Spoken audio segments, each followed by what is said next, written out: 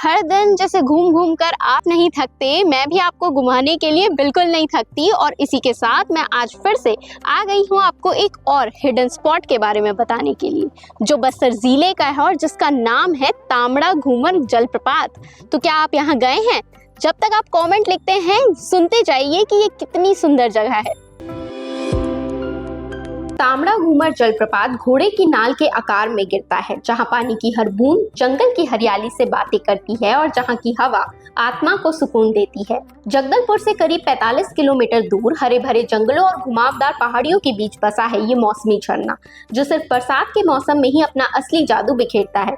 बारिश के पानी से भरा यह झरना एक शानदार दृश्य बनाता है, जहां पानी घोड़े की नाल जैसी ढलान से गर्जना के साथ गिरती है और उसकी फुहारें आपके चेहरे पर ठंडक की तरह उतरती है। यहां तक पहुंचना भी एक एडवेंचर है। रास्ते में बस्तर की कच्ची सड़कें, हरे भरे जंगल और शांत ग्रामीण जीवन की झलक देखने को मिलती है।